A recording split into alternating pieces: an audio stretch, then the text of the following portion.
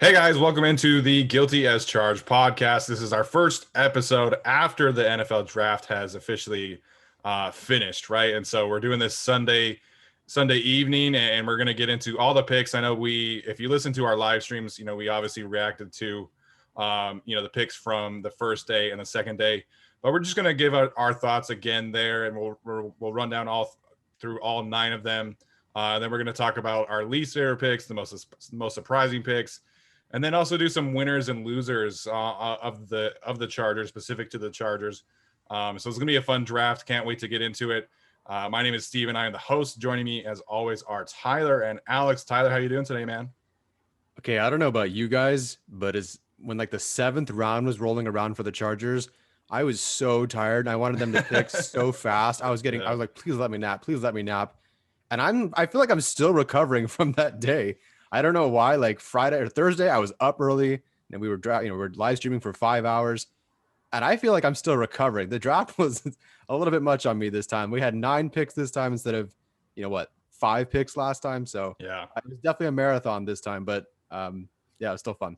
No, it was a lot of fun, and I was so tired on Saturday, and we didn't even stream on Friday. If we had done the 5-hour stream on Friday too, I would have been done. Yeah. Alex, how you doing today, man? I'm doing pretty good, and frankly, my body is still recovering too because I'm on the East Coast, so I had to stay up till like 1 a.m. when we were doing those live streams, and usually I get up to go to the gym at like 4:30 or 5. So doing that is like the day after getting like 3 hours of sleep was not fun. But yeah, today I woke up at like 7 and just said fuck it and actually slept a little bit. Yeah, we were gonna me and Brooke were gonna go golfing today, and we woke up at like 7 to go golfing, and then we were like, nah, we're going back to bed. So yeah, definitely feeling that grogginess today, but it's all good. So great weekend for the Chargers and for the NFL draft. Obviously people in Cleveland aren't listening to this, but I thought Cleveland did a wonderful job hosting.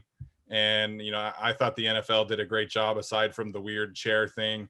But it was great to see it back in person, them being able to announce the picks, and at least in the first round, the players got to go walk across the stage. And so it was great to see it back to normal. I'm sure, the Chargers fans that did get to attend had a great time, but definitely just wanted to give a shout out there. So we're going to run down each pick, and we'll start obviously with Rashawn Slater. And I still, like 4 days later, I cannot believe that the Chargers got Rashawn Slater. So Alex, we'll start with you here. What's kind of your general reaction, 4 days later, that the Chargers have Rashawn Slater on their team and not, Christian Darrisaw or somebody else that we were always talking about leading up? Yeah, I guess just surprised, right? I mean, what really shifted it was the 2 top cornerbacks going, number 8 and 9, to the Panthers and Broncos, and then that changed really the whole board. Then you have the Eagles trade up, and then the Cowboys take a linebacker, right? So that really changed the whole thing, and it just worked out really well for the Chargers. Obviously, Rashawn Slater is a mauler on the offensive line. Super happy to have him. Easily, to me, the best pick of the draft. And just the fact that they fixed that hole in such a significant way.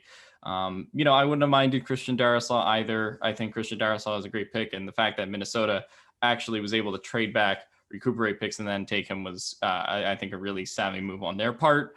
But yeah, Rashawn Slater was just a bona fide home run pick, and it was made possible by a lot of weird events that happened. Yeah, but I'm happy they happened. Yeah, me too. He's exactly what they want as a pro-ready pass protector. Will fit beautifully in their zone blocking scheme. To me, it was either Slater or AVT that would fit that second level blocker, space mover, the best in this class. And so I'm obviously thrilled with Slater. And if you take into account the growth that he probably had in the weight room and working with Duke Manyweather, like he's, I think, one of the 2 or 3 most pro-ready players the Chargers have ever drafted. And I think he's going to have one of those rare seasons where week 1 he steps in and it looks like an all-pro instantly, kind of like Derwin James. Yeah, I was like prepping myself for, I don't want to say like the worst case scenario, right? But we've been so spoiled with the first round picks on this team, right? Yeah. We really should have like 4 or 5 rookie of the years over the last decade. Keenan Allen was robbed and should have gotten that. Derwin James was robbed and should have gotten that one. And then you obviously have Joey Bosa and Justin Herbert last year. So I was like preparing myself for like, okay, like it's going to be Christian Darrisaw, like lower expectations. You know, he's going to have to adjust. Like it's going to be a bit of a struggle for him, kind of like Andrew Thomas. That's not a concern anymore. Like I'm so happy for Rashawn Slater. He's going to come in and he's going to be a very effective offensive tackle from day one. Somebody else kind of made this comparison. He's going to have, you know, a similar effect to Tristan Wirfs. That Wirfs and you could throw Jedrick Wills in there as well. And he fits so well on this team. And like we said on the stream, you know, it's going to give them options. And that's, you know, kind of the theme of the draft is that the Chargers will have options and flexibility for the foreseeable future. You know, like next year, if they're staring down a high level left tackle prospect, they can take him and Slater can play on the right side. So I'm so happy with this pick. And I never really thought it was a possibility. So the fact that he is on the roster, couldn't be happier with that outcome. So in the second round, very similar circumstances. You know, the shout out to all those teams that took all those edge rushers in the first round, because that pushed a bunch of secondary talent down the board. And that included Asante Samuel Jr. And we talked about him like back in March, very similarly to Rashawn Slater. We're like, we don't think he's going to be on the board. We'd be surprised if he were on the board. But they get him, they get their corner, going to fit in beautifully with Michael Davis and Chris Harris. So Tyler, we'll start with you on this one. You know, 3 days later, what are your thoughts about Asante Samuel Jr. being a Charger? For some reason, like I kind of thought Slater was going to be there. I just never thought they would take them. I didn't think Samuel Jr. was going to be there like at all. You know, by this point, like we were sitting there, we knew the Chargers would take him if he were there, and then they did. And I'm so excited for this pick. He's a great man corner with great instincts. I think he should be allowed to play off a little bit and just kind of react to routes and create turnovers. Sometimes he's going to lose. Like sometimes he's just going to be a little bit undersized, and that's okay because he's also, you know, he's going to aggressively try to jump those routes. And I'll take an interception over, you know, being beaten a couple of times a game. Like, you know, I think off the top of my head, defensive rookie of the year goes to, you know, guys closer to the line of scrimmage, you know, like an edge rusher, maybe a linebacker like Darius Leonard. But considering his name, his high profile, this defense being connected to Derwin James, like I think he's a sneaky candidate. Overall, with the Slater and the Samuel Jr. pick, I hinted at this, you know, in the last time we talked. If you can play football, you can play football. And, you know, one of the things that Brandon Staley said in his opening presser was, you know, history is important to us. I'm not really saying that like where I'm going is about history, but historically the Chargers, you know, say they have shown that it's okay to take guys who are really good at football, but kind of awkward, like Phillip Rivers. And I'm not saying that these guys are like Phillip Rivers, but I love that, you know, the Chargers did not make that mistake then. And they took a guy who, yeah, he's an awkward throwing motion, but he's a great football player. And they're doing the same thing here today with Staley, who appreciates history and is now taking these guys who, yeah, they're a little bit shorter. Yeah, maybe they can't do this, but they can do these other things really, really well. And so I'm really excited for these two picks. I can't wait to get into the rest of the picks, but A+ for sure. Yeah, I gave this pick an A. I think it's just a really solid pick. I didn't think he was going to be there for sure. And I actually didn't watch day 2 of the draft live, so I was looking at it on my phone. And the two names that ESPN had suggested there is like best pick Asante Samuel or Owusu Karamoah, who was also still on the board. And I was like, well, I think Tom Telesco might take Owusu Karamoah because of the Notre Dame thing. Totally. And he ends up taking Asante Samuel, which I had no problem with. I think Cleveland did get a steal of the draft with Owusu Karamoah. They also got my two Tonys, who I love. But Anthony Schwartz and Tony Fields. But I was like what? Sure. My two Tonys. But yeah, no, the Asante Samuel pick was great. And just the fact that Casey Hayward, you know, goes out the door and they get a replacement so quickly. And, you know, they didn't have to be like, well, let's take a guy in like the 4th or 5th round. You know, the fact that they got their guy right then and there, I think was just really impressive. I know he's undersized, which is kind of what caused him to fall a little bit. But I honestly don't have that many concerns with him. Like, again, he was playing against players that were bigger than him on tape. So it's like, you know, he was able to handle that well. I think he'll do well in the league. Yeah, man, I'm really excited about Asante Samuel Jr. And I'm glad you mentioned Casey Hayward because they're very similar players, very instinctive, very sound tacklers. I think Asante Samuel Jr. is a little bit of a better athlete, but Mhm. you know, one of the things that this Chargers defense has been missing for the last few years is ball production. You know, Casey Hayward had that awesome first year with the Chargers, but then in 2018 they created a lot of turnovers, but in 2019 and 2020 it was not nearly good enough. And so adding someone like Asante Samuel Jr. that has, you know, proven track record of creating turnovers, be it forced fumbles or interceptions, you know, I'm really excited about that aspect as well. So let's get to the third pick, which I think some people were very surprised. I was very surprised. But I really, really, really like the player, and that is Josh Palmer, the receiver out of Tennessee. We kind of alluded to this. You know, I think a lot of people kind of look at the receiver room for the Chargers and see kind of like a log jam, but I think adding Josh Palmer again gives them flexibility towards the future. And you know, you can take Josh Palmer, you can put him on the outside, you can put him on the inside. I think he is versatile enough to do both. He'll probably be mostly an outside player for them.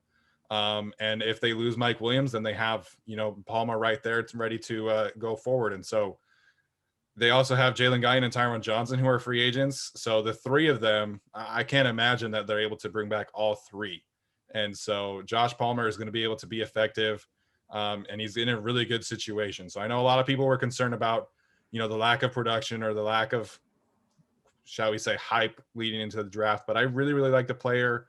You know, you turn on the games against Alabama and Georgia, and those were his best games against the best competition really in the SEC. So I really like Josh Palmer, the player. I was very surprised that they took him, but you know, then you listen to Brandon Staley talk about him, and you know, you really understand why. So, Alex, what are your thoughts now, looking back on the Josh Palmer pick? I like the Josh Palmer pick at the time, and I still like it now. I think that even though some people might think it's a reach, maybe you could have got him at 97. Maybe you could have taken De'Ami Brown, but I think for what the purposes of this team needs, there was no receiver at that position that really fit what the Chargers need better. And you know, you talk about the games he's had against Patrick Surtain, all these other guys. I thought that taking a receiver in the third or fourth round was kind of the way to go. I had no problem with them doing it, even though it was a little bit early. But yeah, I think he's going to be an instant contributor. And, you know, the fact that, you know, a lot of people say he's like, you know, replacement for Mike Williams, which I think he can be. But I think he's also a much better route runner instead of just being like the 50-50 deep ball guy, or like the guy who catches a ball and, you know, runs. But I think I just think he's a lot more versatile than a Mike Williams is. So you know, that's kind of what pops up on tape for him. And I think they're going to really use him well. Yeah, I don't know how much Mike Williams lined up, but you know, Palmer lined up 15% or 20% of the time in the slot. So I think he does have that more like inside outside than Mike Williams. I just love that Staley, like listening to him on these phone calls, and it really means like these phone calls really mean something to fans, to the like the players, to the coaches. Like you can get so much about like what Staley has in mind for these guys. And I love that he probably watched the corners first, you know, Surtain, Horn, whatever, you know, and then he said, you know, who's this guy beating up Georgia, beating up South Carolina and Alabama, like, you know, but that's kind of how I grade, because we probably grade because we don't have all the time to watch, you know, 15, 16 games or whatever. You know, who are you against your best competition? I don't have time for 10 games. You know, and statistically, Palmer was really solid against the best, and that means a lot. So, like you said, I do think he's a better route runner than Mike Williams. And, you know, the concern with the draft overall was that there were tons of slot guys, but not a lot of outside guys. I mean, really, after like round one, it was like Des Fitzpatrick, Josh Palmer, I don't know, Terrace Marshall. Like there weren't a whole lot of guys, plenty of slot guys. So even if you kind of consider it a reach, there weren't a whole lot of outside guys. And, you know, for a guy to go out and dominate at the Senior Bowl, I think it's the Senior Bowl played held a lot of weight for Tom Telesco this draft. So I think it's a great pick, and it's a pick that I think will only, you know, get better as we watch him and grow over the years. Yeah, I think a lot of people will, you know, remain hung up on the fact that if they took a receiver, a lot of people wanted De'Ami Brown, and I really like De'Ami Brown a lot as well. So I understand like that when you look at it that way. But you know, getting to Brandon Staley, one of my favorite things is like when he's on those phone calls, He looks like a proud dad. Like he's Yeah. so happy to be like on the phone with these players and telling them that they're about to be drafted. So I just thought that was funny. So I'm really happy with Josh Palmer. I'm also really happy with the next pick, but I know everyone else is not. So let's talk about Trey McKitty. Alex, I'll let you start here because I'm very excited about this pick, but I know you are not. So you go ahead. You take the floor first on this one. So when we talk about the player, if you're just strictly talking about that, like, I don't think it's the worst pick in the world. Look, he's a good blocker. I think in kind of a limited fashion, it's like, all right, he can run some routes. Like, it's not the worst pick in the world, but I just don't see him as a third round talent. I think he was kind of if you get him in the 4th or 5th round, like, I don't have a huge problem with that, I guess. But to me, the guys that were on the board, you had Ifeatu Melifonwu, you had Ellerson Smith, who then goes 2 picks before the Chargers are up in round 4. And you also have someone like Baron Browning. Like, I just thought there were better picks at that position at 97. And I don't know. He's a good blocking tight end. I think you could have gone for one later. I mean, Luke Farrell goes, I think, at the top of round 5. Not where I would have taken them. I think that's a little high for Luke Farrell, but Urban Meyer wants his football guys. So that's him. He wants his football guys, and he wants guys that he recruited himself when he was a college kid. Yeah. So I don't know. Look, I think Trey McKitty is a good blocker. I think he'll contribute for the team, but at that position, I just think he's kind of a bit of a limited athlete. I know his FSU tape is okay. At Georgia, I just thought he was kind of very stiff. Like, I did not think that he popped on tape that much. And like, I know that Steven was trying to be like, well, if you wanted Tommy Tremble, then Trey McKitty is still Tommy Tremble. But like, I looked at your big board, Steven, and you had Tommy Tremble at 64 and Trey McKitty was not in your top 100. So if you want to say that there wasn't a difference there, I think there was a difference there in terms of the type of athlete and the type of player you're getting. So I don't know. For a top 100 pick, I just thought Trey McKitty was a bit rich. I'm sure he'll be an okay blocker, and I have no problem with him on the team. But I think 97 was a bit too high for me. Yeah, so the Tommy Tremble thing, I said basically, I didn't say they were the exact same, but well, they're more than 36 spots different. Yeah, listen, I really like Tommy Tremble, and I think he is a much better blocker than Trey McKitty is, but Trey McKitty is very serviceable as a blocker. But I look at route running, I gave Tommy Tremble a 6.5, I gave Trey McKitty a 6.25. Yards after catchability, I gave McKitty a 6.75, and I gave Tommy Tremble a 6.25. Blocking, Tommy Tremble, I gave a 7. Trey McKitty, I gave a 6.25. So they're very similar in certain positions. The one thing that I will say about Trey McKitty, he did have a few too many drops for my liking. And, when you're getting limited targets like he was at Georgia, that's kind of an issue. So that is my biggest difference between those two, is that Tommy Tremble has incredible hands. Trey McKitty, I mean, when you only get like 20 targets and you drop 3 or 4 of them, your drop percentage is very high. But if you get more targets, I think that would even out a little bit more. So that is my one hang up about Trey McKitty. But I mean, Tommy Tremble wasn't on the board. And so if the people who wanted Tommy Tremble were okay with taking him at 77, I don't really see a whole lot of difference between taking Tommy Tremble at 90 or taking Trey McKitty rather at 97. Their physical profiles are very similar. They ran similar 40 times. They ran Tommy Tremble didn't do the 3 cone and stuff like that, but Trey McKitty's 3 cones were very, very, very good. And Trey McKitty's bigger. He's an inch taller and he's about 5 or 6, 7 pounds heavier. So I understand. I was surprised at the pick as well, but I do really like the player. And I think he's going to be a very good player for the Chargers. He's going to come in. He's going to be the day one blocking tight end. So he's going to, play 30, 40 snaps a game. And, we talked about special teams quite a bit. We're going to talk about it some more often.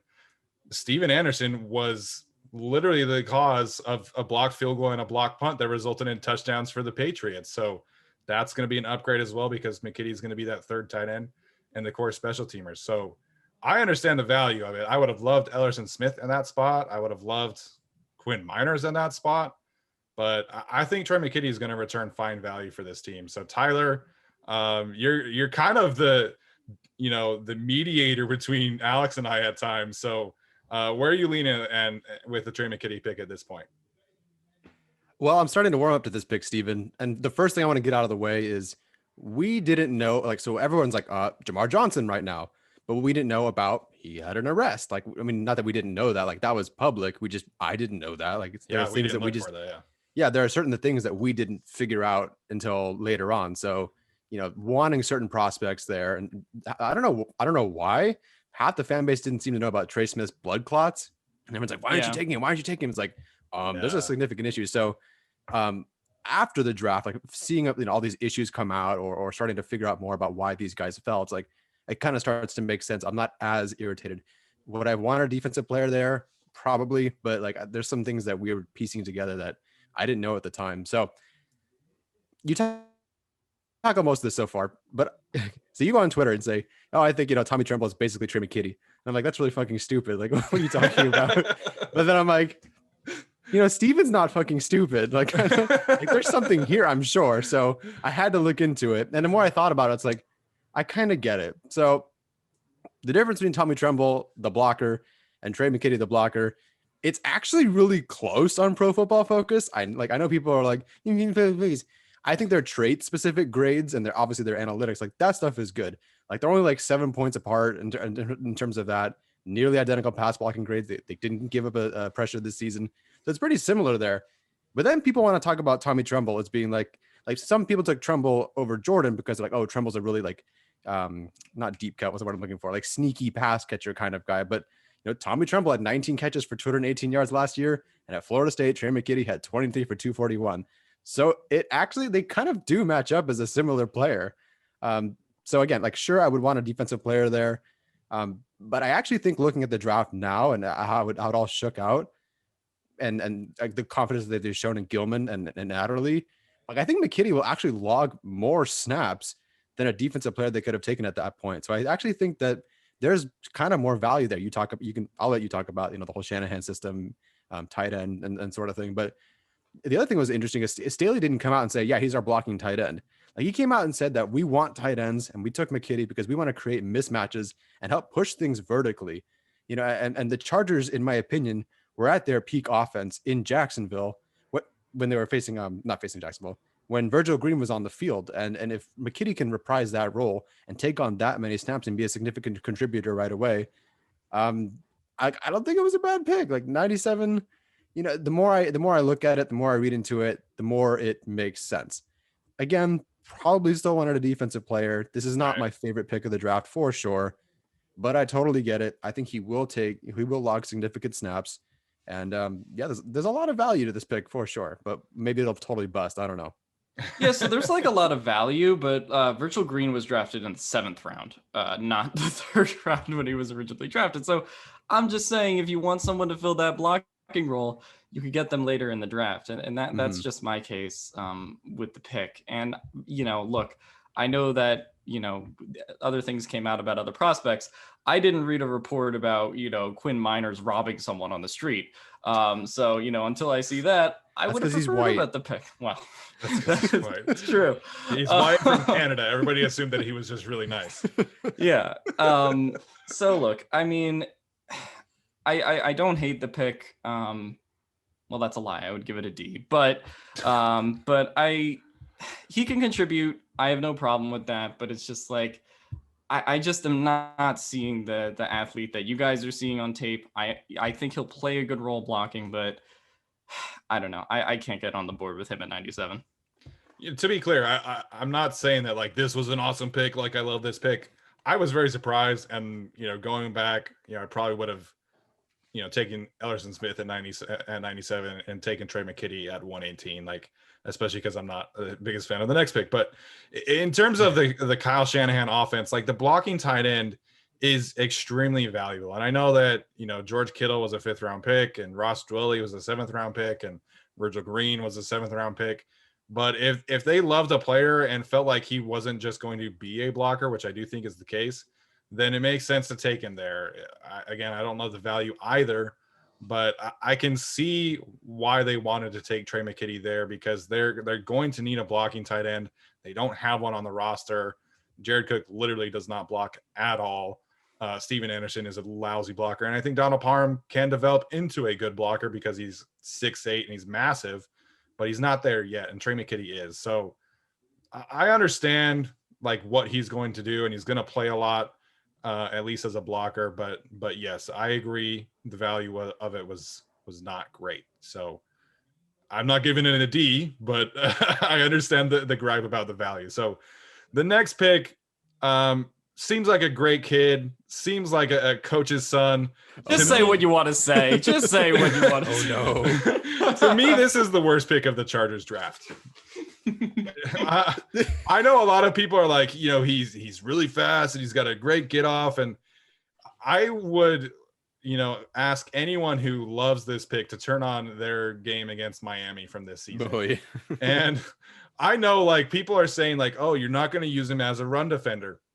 Listen, the odds are that he's going to start a handful of games this year for the Chargers.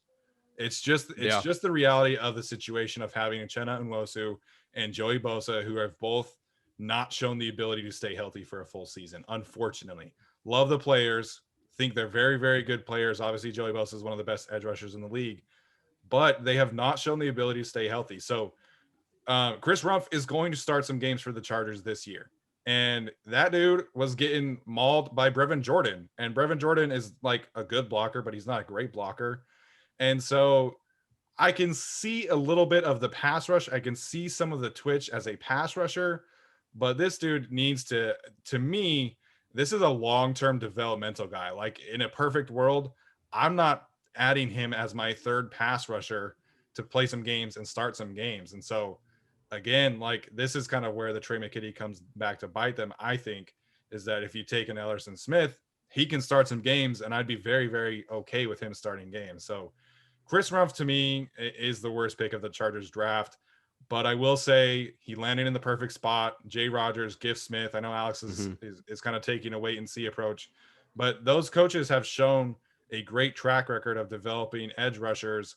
And then you add in Brandon Staley, who also has a great track record of developing edge rushers. So this is a great spot for Chris Rumph. We'll see. I'm sure this is going to come back and bite me in the ass, but not a huge fan of this pick. I'm not a huge fan of it either. I gave it a C-, but I do see what people are saying in terms of his pass rush technique, but like as to the, you know, he can't, you know, he won't have to defend the run. It's like, yes, he will. He plays the edge. It's in the NFL. He has to play the fucking run. And the Chargers have a bunch of guys who, aside from Joey Bosa, aren't great against the run. Yeah. Like the whole reason Jerry Tillery can't be edge is because he sucks against the run. Like, I hate to break it to you, but Devontae Booker put that hand in a blender. So I don't know. Look, it's not a bad developmental pick, but again, It's one of those things where if you took Ellerson Smith, the pick prior, and then you took, you know, I don't know, Chris Rumph later down the draft as a developmental guy, I wouldn't have hated it. But I don't know if he was really like a 4th round talent. That just feels very early to me. But yeah, look, I do see his pass rush technique. I do think there's something there. And look, he is going to bulk up at the NFL level because it's an NFL level, you know, training facility. And for some reason, people don't think Devonta Smith and Tutu Atwell can eat, I guess. But it's not Duke football, man. Right. Yeah. They can all eat. It's an NFL facility and they'll, you know, he'll gain weight. But I don't know what I saw on tape. I feel like he's maybe 2 years away from like really being a serious NFL player. And for, you know, what the Chargers needed at edge in this draft, I think they needed someone who can be a more right now rotational contributor. Right. And I think they got a guy who will be that, but I don't know if he's ready to. So it's tough, especially because I didn't watch college football much this past season. It's tough to grade players earlier in the process because you don't know every name. So Rumph had the unfortunate, you know, circumstance in terms of my grading to be like the last guy that I graded. So I know who Aaron Banks, Robert Hainsey, Christian Darrisaw, and all these guys are. And I'll get into that in a little bit, but I'll start with a positive. Okay. So he didn't test well with his RAS score, but that was mostly due to like his size. So his explosion and agility, like they're okay. His 3-cone drill is his best. I think some of his best work comes when they line him up outside, loops back in on obvious passing situations. So like I do see that there's a guy that you can scheme open. And frankly, the Chargers have a lot of defensive talent. I think they can make it work. The question is whether he can do it on his own. Right. So now, going back to like knowing who these players are, the stats show, a number of pressures versus Notre Dame and Virginia Tech. And I think like I forget which set of schools or whatever, but he had like the number one pass rush win rate of, X amount of players in X amount of schools. But, you watch those games like Notre Dame and Virginia Tech, he's not doing it against Liam Eichenberg and Christian Darrisaw. In fact, like he's normally lined up against the right tackle while some other guy, 86, lines up against the left tackle. So, first of all, having a 96 and an 86 is a super pain in the ass when trying to watch film. But anyway, like you say, flip on the Miami game. It shows you like a defender who can't hold his own against the run. He got pancaked like twice. He was manheld to the point where he was falling over like 5 times in that game. It's kind of funny that Brevin Jordan became a worse blocker according to Chargers Twitter because the Chargers took McKitty. So for some reason, like Jordan got like worse as a blocker, and because they took McKitty, it's like, oh yeah, McKitty's the better. Like come on, like Brevin Jordan was a good blocker, guys. Come on. Yeah. So the bottom line, I think the Chargers have a better like run defending edge in Fackrell, or Rumph will be kind of his like lineup in different places and pass rush kind of guy. So I think the Chargers got their guy. They wanted him for a specific reason, a guy that fits what they want. But I don't think they took a great player. And like you said, it's probably going to bite us in the ass eventually. I can totally see him working because like this is the team. Like if he was going to go to a team to be a good edge defender, like this was the one. I think it totally works for them. So hopefully his upside can be maximized by the scheme and the coaching. But otherwise, like watching it, like I heard so many good things about this guy, and then you turn on Miami, and then I like 5 seconds before you messaged me, I was like, this is awful. Like this is terrible. And then we both posted at the same time, like he's getting killed out here. Yeah. So like there's definitely upside, but like I would turn on the tape for this one for sure, because the stats versus tape I think are a little like different in this case. So I don't know if this is the worst pick of the draft, but it's certainly not one of my favorites. So I didn't grade him leading up to the draft, and him and Mark Webb were the only 2 players that the Chargers drafted I didn't grade. So I'll take that. But I remember like after I was like, why didn't I grade him? And then I went back and looked at my notes of Brevin Jordan, and I specifically mentioned like Brevin Jordan blocking against Duke. And so I was like, I probably like watched Brevin Jordan destroy this guy and was like, oh, this guy's going to be a draft prospect. I'm not even going to bother, because I understand a lot of people are saying like, oh, he's going to be the situational pass rusher. It's like, but he has to play the run. And in college, you have to play the run. And so like it does matter. And, I am rooting for the guy, obviously, to beat my expectations. But I don't know. I think this is, like Alex said, I was hoping that they would be able to draft, a guy that I would be comfortable with, at least starting a handful of games this year. And I don't see that. Honestly, I wanted them to get an upgrade over Kyler Fackrell for this year. And I don't think that Chris Rumph is an upgrade for Kyler Fackrell this year. And that kind of is why I'm not the biggest fan of it. Yeah. Alex, any final thoughts on Chris Rumph before we move on to the next one? Yeah, I mean, basically what you guys were saying. I don't think it's a terrible pick, not as bad as one that comes later. But I do think that it's an all right pick for what it is. To me, this is just a byproduct of they should have probably gone edge in the 3rd round, and then that would have kind of solved a lot of the problems there. Or if you want to wait for, a guy that's, it just felt reachy as a whole. Like, I can't imagine Rumph would have really gone before the 5th or 6th round. Like, this just kind of felt like, here's a guy Tom Telesco likes, or here's a guy that Brandon Staley likes, and they're going to take him regardless of value, which, to be fair, is what day 3 is. I just felt that they probably should have went in a different direction. Yeah. So we'll see. Like, I just have this like weird feeling that this is going to be like the one that bites us in the ass. So we'll see. But right now I have a hard time seeing the vision. And so like, we'll get to Alex's least favorite pick, but I can at least see like the vision of that pick, and, we'll have to see how that one pans out. But the next one, the Chargers in the 5th round, get one of my favorite players in the class, in general, in terms of day 3 picks. I think this is one of the best picks that any team made, and that is Brenden Jaimes, the offensive lineman out of Nebraska. Huge fan of this pick. It gets the Brandon Thorne and Duke Manyweather's stamp of approval. So those guys really know their stuff about offensive line. And so 40 consecutive starts for the University of Nebraska. I know Nebraska is not like what it used to be, but that's a huge deal, especially when, in a year where there's so much uncertainty. People have 40 pieces of evidence to go look at Brenden Jaimes and see how he's developed. And I think, again, talking about flexibility, he's going to be able to play guard, be able to play tackle. And so now the Chargers just have a ton of options. Like last year, Brian Bulaga gets down and it's like, okay, you have to play Trey Pipkins. You do not have another choice. Now you can put, if Brian Bulaga misses a couple of games, you can put Matt Filer at right tackle and put Brenden Jaimes at left guard. Or you can put, Brenden Jaimes at right tackle, or you can put Trey Pipkins if you want. So I'm a huge fan of this pick.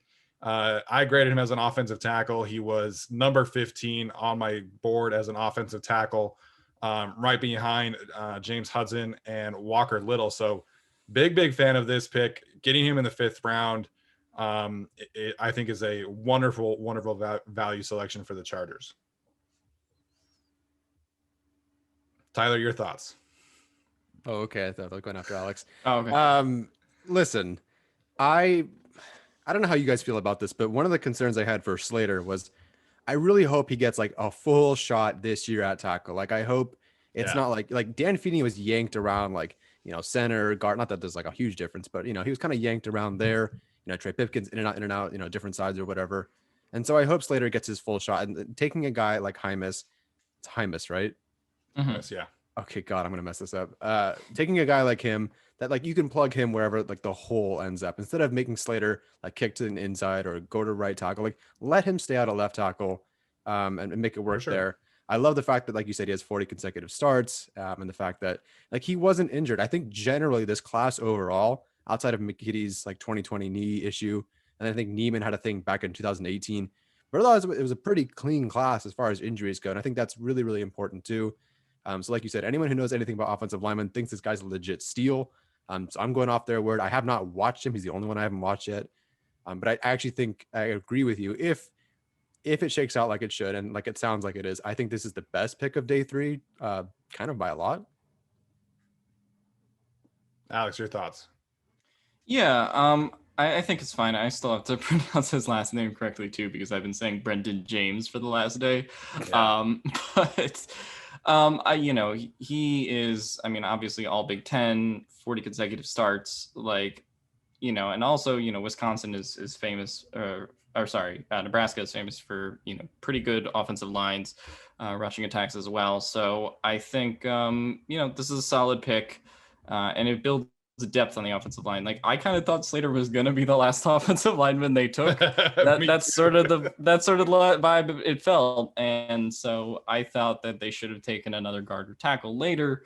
I'm kind of impressed that they did. Good job, Tom Telesco. This is one of the one day 3 pick I like. And I like him, and, was really good at the Senior Bowl.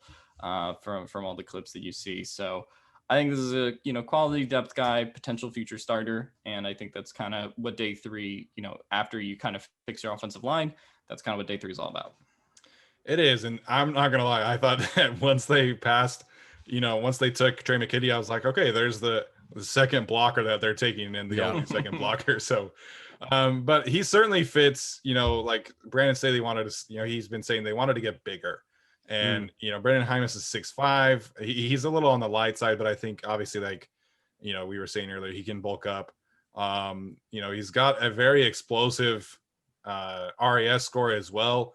Vertical jump of 30 inches, broad jump of 9 and 4 inches, a 4.51 shuttle and a 7.53 cone, both of which are graded as elite. He didn't run a 40 time at his pro day. I think he had like a hamstring strain or something like that. So don't know what that one was, but very explosive athlete, and I think he'll be able to add a lot of versatility and frankly stability. Like the Chargers didn't need to hit like home runs in terms of offensive linemen in this class. Obviously, I think Rashawn Slater is that, but Slater and Jaimes are two very safe, technically sound players. And that's really what the Chargers needed. They couldn't really afford to take on some long-term developmental projects because they already have Trey Pipkins in that regard. So they've got these two players who are very safe, will contribute. I think that, we were talking about players who could challenge Ode Ibushi and like legitimately challenge him. I do think Jaimes could do that. And so I expect Ode to win the job because obviously he's got more experience. He's a veteran player. But if Jaimes has to start 4, 5, 6 games this year, I feel very comfortable with him doing that. That's good to hear. One thing I just want to add real fast. When I saw that you had graded 50, total interior offensive linemen and tackles, and the Chargers had taken 1 and the Rams took 0, I'm like, oh my God, Steven graded 50 dudes, and the 2 teams that he kind of talks about, there's only one player. So I was so happy that they took a second one that you knew about. So I just want to throw that out there. I'm so happy. 2 out of 50, not bad. I know the freaking Rams, and they needed an offensive line like they bad. Did. And shout out to them and the Packers for fucking it up and letting the freaking Chiefs getting. Sorry, I'm trying not to cuss as much. But they allowed the freaking Chiefs to get Creed Humphrey, which I'm still pissed about. All right, so this is the one pick that we got right on our mock draft. So shout out to Tyler for actually making that selection. And that's Iowa linebacker Nick Niemann. So I think one of the themes of this draft for Tom Telesco, he wanted, proven, experienced players who had a track record of production. And that's obviously what Niemann brings to the table. Linebacker from Iowa. And, the RAS scores for Niemann are absurd, man. So if he has to play eventually, I think they could, potentially develop him into something. But he's got special teams ace written all over him, which the Chargers obviously needed. So Tyler, this was your pick. I pegged him as my sleeper linebacker. So what are your thoughts about Nick Niemann here? I'll be honest. When we did that mock draft, I wasn't taking this super seriously. I did there was reasoning for it, but I was like, Niemann, that's just kind of funny here, and it worked. It did. Man, I was so close to taking Samuel Jr. here. I would have nailed this draft. We talked about him already, but I had no idea who this guy was prior to you mentioning in the chat before we recorded our linebackers episode. So I did a Google search, and you get this corn-fed looking dude. And I'm like, okay, he's one of those guys. Works hard. First guy in and out. Wait, he ran a 4.45 40? What are you talking about? He's the 21st best RAS score of the past 25 years.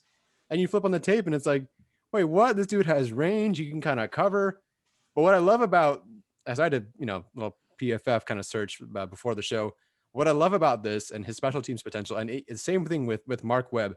Nick Niemann has the second lowest missed tackle rate of all starting linebackers from Power 5 schools. That is going to be incredible on special teams without a doubt. Webb also has, one of the lowest missed tackle rates in the country for his position. For reference, Jamar Johnson's missed tackle rate was 26.5. Niemann's is 3.9 and Webb's is 5. So putting those two guys on your special teams as your gunners or whatever they do with them, probably has to be gunners. I think that's really great. What a great way to improve your special team. So I think 6th round was pretty much where people had him projected. He was a 200, early 200s kind of pick, and they got him at 198 or whatever it was. I think it was a good spot, and I'm happy with the pick, honestly. Yeah. So when I first heard the pick, I was kind of initially lower on it. I think I gave it a C-. I'm kind of feeling B- now. It was all right. Okay. I didn't hate it. I think the special teams contribution stuff is legit with him. Yeah. And I think they need depth at linebacker because obviously Kaiser White and Drew Tranquil are coming off of, Kaiser White had COVID and other injuries last year. Tranquil was coming off of the season-ending injury in the first game. And obviously the season's going to be 17 games. So I think you need depth at linebacker. And, he helps out. I hope he doesn't have to really play a lot year one. But the nature of the Chargers is that Chris Rumph and Nick Niemann are probably going to start by week 5, and Jaleel Adai will be re-signed because they didn't take a safety until round 7, and when they did, it was a nickel. But I think the pick is fine, though I'm not going to act like I wasn't disappointed when it's pick 185, and I'm like, all right, they're going to go safety. Here comes Hamza Nasr-Eldin, and then the Jets take him with the very next pick after they pass on Niemann. And that's one of the other day 3 takeaways. I get that they took Mark Webb, But I mean, we could kind of get into this now, I guess, with the safety stuff. But I just feel like they're relying on too many things to go right. Like, I get that they're showing confidence in Adderley, and I have confidence in Adderley too, relative to you guys. But, expecting him to improve, expecting Derwin to stay healthy, and expecting Gilman to be playable, like, those are three things that I think are kind of tough to really like expect, even though you want them to happen. So I kind of wanted them to take a safety earlier, but again, in Neiman relative to where he was drafted in terms of value, I don't mind it. Yeah, in terms of like winners and losers, which we're going to talk about, I think Alohi Gilman, like, I know everybody was saying like, oh, they're not taking a safety because they really like Nas. Like, to me, they didn't take a safety because they like Alohi Gilman. And I don't know how much that should be a thing. But, I'm obviously not in the room with them. So we'll talk about that in a second. But it was very surprising. Like, to me, the biggest surprises of the Chargers draft were first that they didn't take a Notre Dame player, and second that they waited until the 7th round to draft a safety. And so I do like the Nick Niemann pick, but the way that the safety board is playing out, and they could have taken a safety at any point in the class. And I know, we've kind of had this talk of like, really how important is it to have a third safety? To me, I think it's very important. Someone kind of mentioned the idea of maybe Kaiser White playing some safety for them, which I think is a very interesting idea if he's able to stay healthy first and foremost. But yeah, Nick Niemann, I think, is going to be a fine special teams pick. The next one, Larry Roundtree, was another surprise, the running back out of Missouri. I did pick him as my sleeper running back. So I like him as a running back a little bit more. But given the players who on the board, I was definitely surprised. And then he went out and said in his press conference that he takes special teams personally. And I was like, okay, I get why they took him then, because, they're looking at Joshua Kelly, who was awful on special teams, and going, okay, maybe we can get Roundtree to challenge him or challenge Justin Jackson.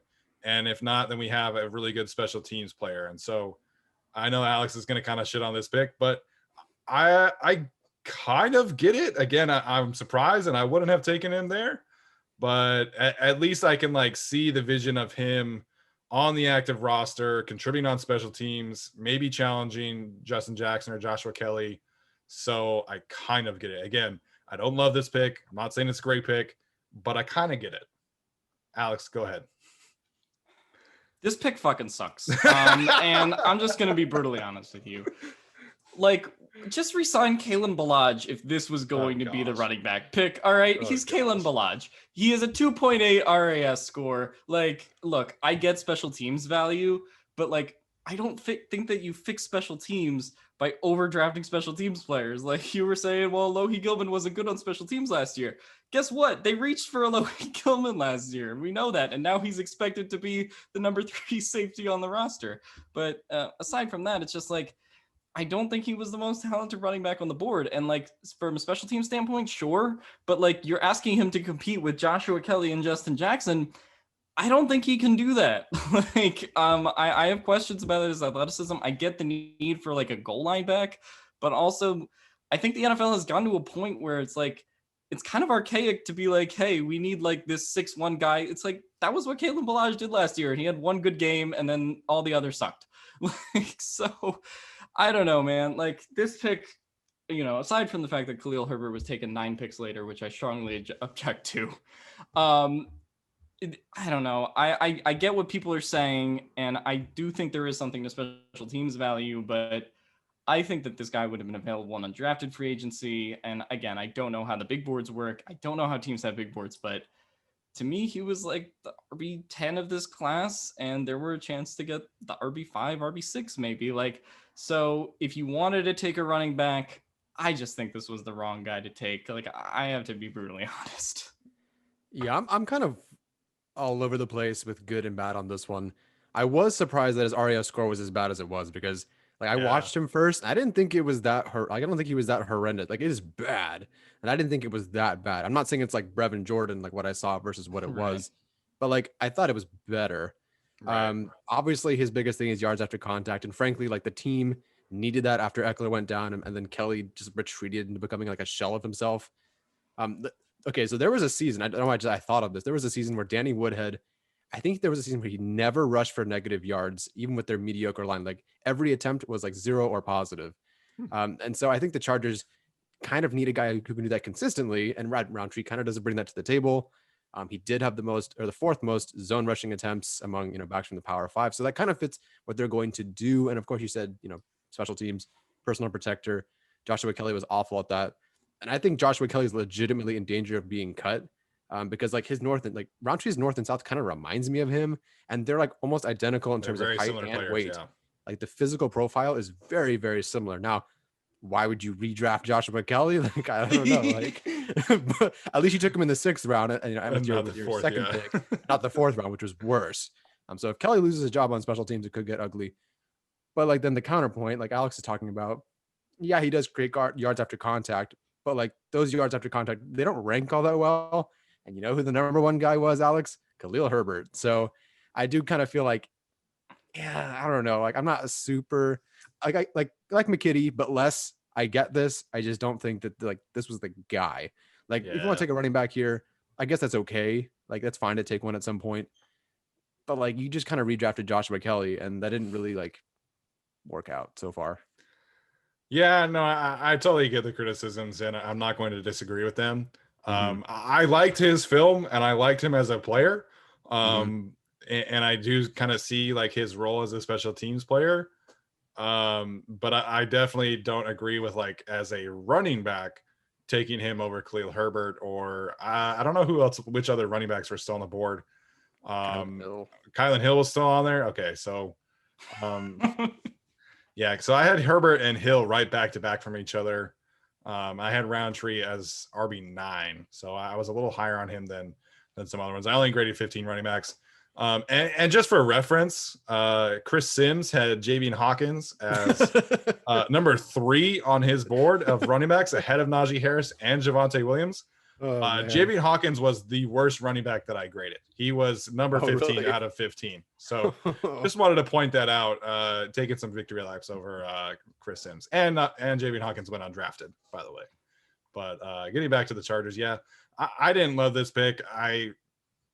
Like the special teams quote was, I was like, okay, like let's see it. Like I'm excited about that, but taking him over Khalil Herbert and Kylan Hill just doesn't make too much sense to me. So I totally understand the criticism. The last pick of the draft is one that I'm actually really excited about, really intrigued by, and that's Mark Webb. He was announced as a safety. He played some corner, mostly a slot guy. But you turn on his tape and I see someone who I think could legitimately play safety. I know Brandon Staley said that they kind of view him as like a big nickel. But he's not super fast, and that showed in his RES score. I think he ran like a 4.6, like a high 4.6. And that definitely shows up on tape. He gets burned a little bit deep sometimes, but I see a player who reacts well. He's smart, has a high football IQ. You see his size and his length on tape as well. And for the most part, he's a very good coverage guy. And, he was one of the few guys that did not get destroyed by, I'm forgetting his Kadarius Toney.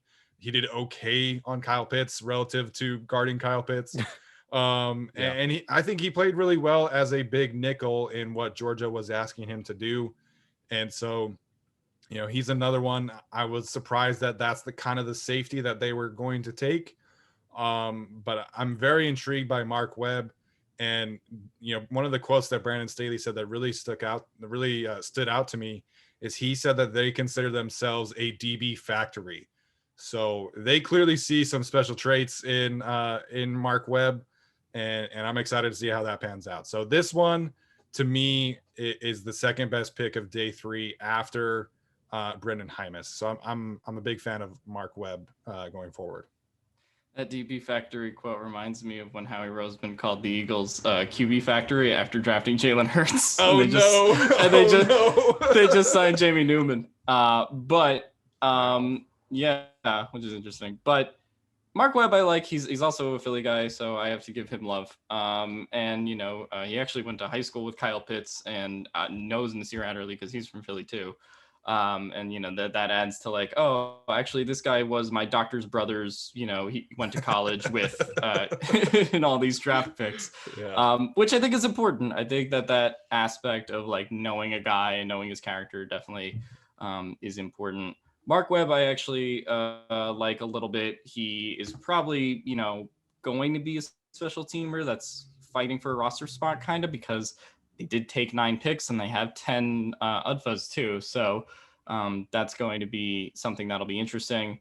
I think he has good length, like all of his physicals kind of match up. And, I thought he was okay on tape. Like for a 7th round pick, I think they should have gone safety earlier, obviously, but it wasn't a bad selection for sure. I'd probably give it a B.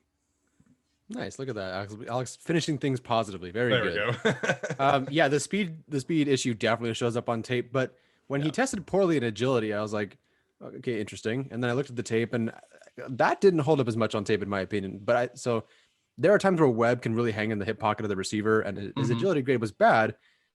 So maybe it's just all instincts and coverage awareness, which, hey, that's really good too. I like that. Yeah. I know some Chargers fans really want to drill Williams. I haven't watched enough of him to see who is better, but Webb does line up like in the slot on either side of the field, sometimes directly over the tight end. So I think that combination of football IQ to line up, wherever, and the great tackling ability, I think it's a good developmental player and obviously a solid special teamer.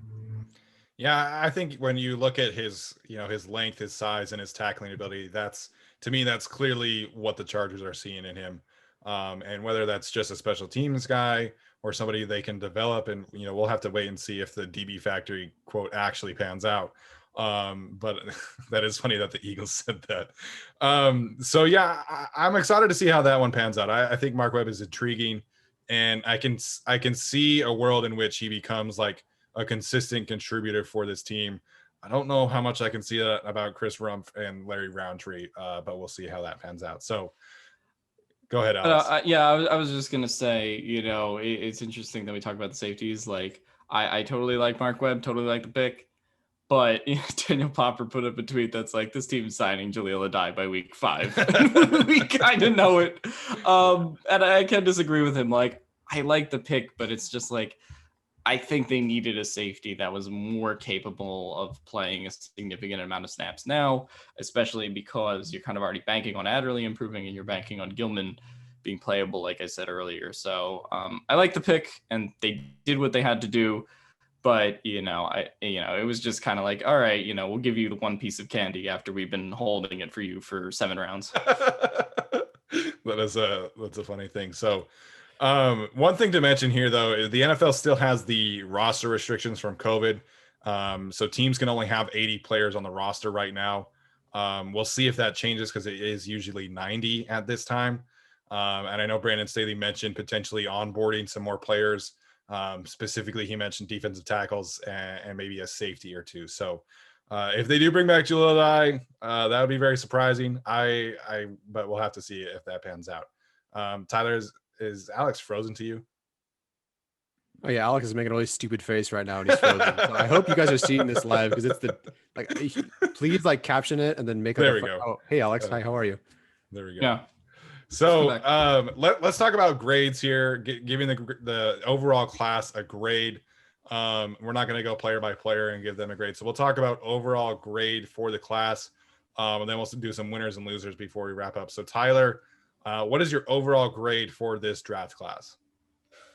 I like the class more than I did when I originally graded them, when I gave them an A-, but I also still feel like I have to give them an A-. Like I can't make the day 3 picks make it go too high up or drop it too far down. Like for me, It's all about the first 2 picks by far, that very heavily weighted that way. So I'm still going to go with A-, and I feel pretty comfortable saying that. I did not give them an A the last 2 drafts, and so for this one, I think it was just a little bit better because of those first 2 picks. A couple of guys I like later on. Sure, there's some head scratchers, but I do see the vision of the whole class overall. I think they did find their guys, and Staley found his guys, and there was a plan. Let's see if they can do it. Alex, what's your grading process here, or what's your grading thought process here? My grading thought process, I put my grades on Twitter yesterday, and he was like, some guy I was talking to, he was like, oh, well, your grades average out to a C, because it's like, well, you gave Rashawn Slater an A+, and you gave Larry Roundtree an F. But it's like, that's not really how it works. Like, Rashawn Slater is a much more important player than Larry Roundtree is. Like, the first round pick is much more important than the 6th, 7th round pick. So it's like, to me, you can't weigh them equally. Right. So even Right. though, if you literally took all my grades and you probably would have been a C, but it's like they nailed the first 3 picks to me, and they got Brendan Jaimes, who I think is a good future 100%. depth guy. So I think nailing those first 3 picks and getting 3 consistent, starters from day one, like I think that's just crucial. So to me, I give it an A minus. I'd probably lean between that and a B plus. But I'm not going to be a bitch today and give it the lowest grade out of all of us. So I'll say A minus. That's surprising. Questionable day 3 picks, like I said, but to me, the fact that you got Slater, Samuel, Palmer, it's so huge in terms of this team. And I think Daniel Jeremiah said this on Twitter. It's like, well, if you get 3 good starters, right, that's a good draft. You get 4, that's great. And I think they're kind of at like 3.5, good starters. That's sort of depending on how the rest of the class pans out. So that's kind of the over-under number. I like what they did here a lot. So even though I don't like some of the later picks, which we covered in depth here, I think that they did a really good job. Yeah, I totally agree with that. And I think we're all in unison with, this A minus, and, I think 3.5 starters. I think that's a solid bar for this team, because I do feel very confident, obviously, that Slater and Samuel are going to be long-term starters for this team. And then, I would assume that at least one of Palmer or Jaimes are able to end up as starters. So we're going to wrap up this conversation by listing some winners and losers. To me, the biggest winner of this draft is Justin Herbert. And I think that's kind of the overall theme for the draft, right? You get him 2 offensive linemen to grow with him. You get him another weapon, get him a blocking tight end who could potentially develop into another weapon. So Justin Herbert has to be very happy right now. And I think he is the biggest winner of the Chargers for the draft class. Yeah, absolutely. And the entire offseason, really. Sorry, Alex, go ahead. No, you. That was it. Justin Herbert, I think is a huge winner. Just based on the fact that they got him protection, they got him one weapon, and we'll see what McKitty turns into. But yeah, I think that it was hard to say it was a bad day for him. Definitely a winner of this class. I guess I would say another winner is kind of the ground game as a whole. Regardless of my thoughts on Larry Roundtree, I think that you have Rashawn Slater. I think the offensive line is a lot better now because of Rashawn Slater. And he can get to the second level. So like the fact that you had that, I think the run game is going to look a lot better than it did this year. Yeah. Yeah. So to me, the biggest loser is going to be Brian Bulaga. I know that might be a little bit of a surprise for some selection, but I know that they have an out for him next year. I don't see a world in which Brian Bulaga is on the roster in 2022. I think he's going to struggle with some injuries again, just because he is, a 34 or 35-year-old player. And when that happens, they're going to have every reason to cut him. And now they have legitimate options behind him, because, they still apparently remain bullish on Trey Pipkins. Now they have Brendan Jaimes who can play right tackle. They have Matt Filer who can play right tackle, potentially another good draft class next year in the tackle class. So to me, the biggest loser of the draft is Brian Bulaga. I don't really have a biggest loser. Like, I don't know. There's not like nobody really like lost that hard. Maybe KJ Hill and Mike Williams, depending on how you look at it, because of the Palmer pick. I do want to throw a winner in there. A little different. That's Darius Swinton. I think Telesco finally went out and found guys who can contribute on special teams and fix their issues that they had last season. So now you get potentially like 3 different gunners. You get Smith, Webb, Neiman, Roundtree is your personal protector, which Kelly bombed at. McKitty and Jaimes can block. And they even brought an undrafted free agent kicker. So yeah, they got 3 kickers now on the roster. Yeah, so special teams is a huge issue before, but it looks like Telesco is getting enough bodies to make it work. But as far as losers go, like I don't really have one. Like everyone, we're all winners. Alex, did you have a biggest loser? Yeah, I guess I would say the biggest loser. You could throw Joshua Kelly in there, based on the fact they did take a running back who can block a little bit better. So I guess going further on that, I would say a lot of the Anthony Lynn legacy picks that we kind of talk about later in drafts. I think that, depending on, you have this new coaching staff who could choose to go in a different direction. So I would say all those guys are kind of on the hot seat now. Whether it's, Alohi Gilman potentially, maybe not this year, but in the future, Joshua Kelly. I think that's, that last draft class is going to look a little bit rough, and I can see them kind of moving on from some guys or just getting guys that they're more comfortable with, because this is the first draft class of a new coaching staff. Yeah, and I think you talk about another winner of this class, and that's Tom Telesco.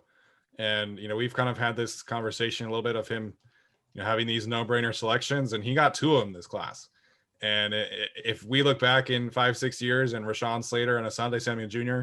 are the players that I think they're going to be, then I would imagine that Tom Telesco is still around. And I would imagine that Tom Telesco is, getting a big contract extension if that is the case. So I don't know how much credit he deserves for these selections, the first 2, but they were great selections, and I cannot wait to see how they pan out. So Alex and Tyler, any final thoughts about this draft class before we wrap up today's show? Yeah. Like, I know they fell into his lap. I hate the whole thing that Telesco, shouldn't get credit because guys fell into his lap. You still have to make the decision. Like, you could be the Raiders and be like, should I take a really good player or not a good player and make the wrong decision? So, it was probably really easy to take Slater. But, Telesco could have gone, well, I like taller guys who are not as good, but they fit my height, the requirement. But no, he took Slater. They could have reached and taken, I don't know. Tyson Campbell went the first pick of day 2, right? Or was it? He was the first pick of day 2. Yep. Insert corner's name here. They could have taken a lesser corner, and they didn't, because even though Samuel Jr. had his, issues, they went with that guy. They could have gone any other direction, and they picked the exact right guys until later on. So I don't like that whole thing that Telesco, he just doesn't get credit because they fell to his lap. Well, technically every player falls into the GM's lap that takes them because they had to get there, unless you trade up to get the guy. So you just have to make the right choice, and I think he did. Fair enough. But also just, give credit to Telesco for his patience, right? He could have, there were a lot of rumors about the Chargers trading out for Penei Sewell, right? And if you traded for Penei Sewell, you probably might have not gotten Rashawn Slater and Asante Samuel, right? Maybe you have to throw that second round pick there to be able to move up, or, another pick in this draft, whether that's Rumph or Palmer, right? Plus potentially future first. So, I give him credit for sticking back and be like, no, I'm going to let it play in front of me. And if it's Darrisaw, it's Darrisaw. If it's Slater, it's Slater. He got Slater in that case. And then that kind of, was also round 2, right? Maybe I can trade it for Asante Samuel Jr. right now, but I'll wait. And, maybe if he's off the board, I'll go Sukuramoa, right? I think that patience is kind of a virtue. And Telesco has 5 trade ups in his history and 0 trade downs, right? So I do think that is a good thing about this draft in general. Yeah, that's a great point. And I think, a lot of us got caught up in the, Penei Sewell was on the board at 7 and they could have potentially traded up for him. But, I would much rather have Slater and Samuel than just Sewell. So that's a great point by Alex. So that'll do it for us today, guys. Make sure and subscribe to our YouTube channel. We obviously had a great weekend live stream with you guys. We're going to continue to do our weekly Q&As on YouTube. So make sure and hit that subscribe button. Leave us a rating or review wherever you listen to your podcast. We do always appreciate that. And honestly, this was a great week for us, and we had so much fun interacting with you guys on YouTube. And so thank you so much for tuning in. None of the stuff that we're doing right now would be possible without you. Above Average Gamer and who's the other one? And Jorge Rodriguez. I need your guys' shipping info because neither of you sent me a DM on Twitter or anything. So the 2 of you, please respond to me somehow so we can get you those 2 giveaways. Do you have one of them? I have Above Average Gamer already. Okay. Well, there we go. Then we're just missing Jorge Rodriguez. So Jorge Rodriguez, if you're listening to this, please message us somehow. All right, guys, that'll do it for today. Thank you so much, and we'll see you next time.